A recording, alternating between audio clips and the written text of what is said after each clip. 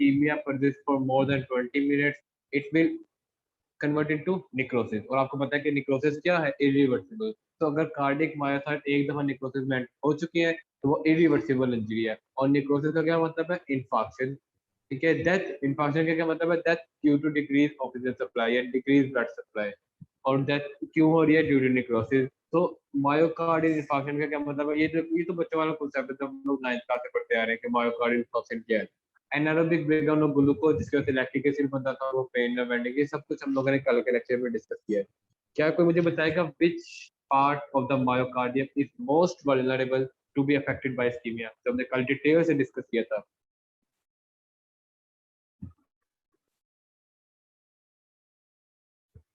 सब एंडोकार्डियल क्या? सब एंडोकार्डियल मायोकार्डियम, पूरा लफ्ज बोला ठीक है आपने। अच्छा, कौन कौन स्टूडेंट्स हैं आज के लेक्चर में जिन्होंने कल का लेक्चर नहीं लिया?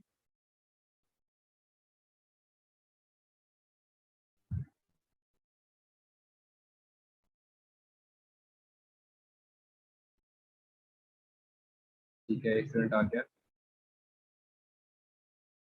अच्छा, आप QAMC से हैं, तो आप मुझे काइंडली बताएंगे कि आपके कॉलेज में हार्ट वाला चैप्टर पढ़ा दिया गया है या नहीं?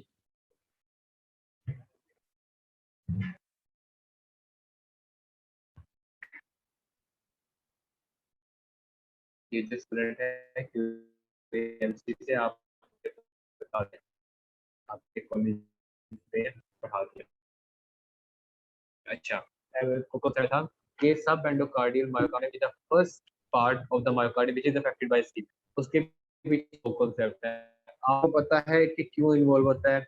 अगर अगर तो पता तो ठीक है, हम आगे चलते, वरना मैं आपको थोड़ा सा बता देता हूँ, क्योंकि कल हमने बहुत डिटेल से डिस्कस किया था।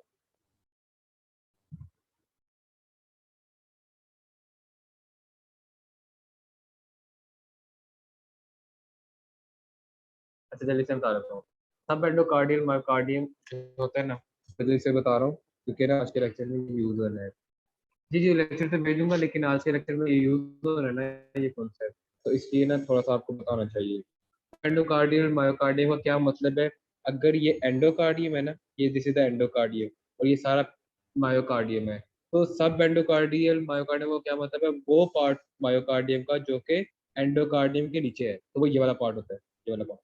तो सबसे वल्नरेबल पार्ट है, जो मतलब जब एक अगर हार्ट में स्कीमिया स्टार्ट हुआ है ना, सबसे पहले कौन सा पार्ट इन्वॉल्व होगा? सब एंडोकार्डियल मायोकार्डियल। क्यों इन्वॉल्व होता है? क्योंकि वेसल जो है ना वो यहाँ से गुजरी होती है, तो ये फार्देस्ट अवे होता है फ्रॉम द वेसल। ठीक है, एक ये कॉन्सेप्ट है। सेकेंडली, जब हार्ट कॉन्ट्रैक्ट कर रहा होता है ना, तो वो अंदर की तरफ को प्रेशर अप्लाई करता है, और जो ब्लड यहाँ पे पड़ा होता है सेंटर वेंट्रिकल की ह्यूमन के अंदर, वो आवाज कैसी सबको आ रही है या सिर्फ एक स्टूडेंट को आ रहा है?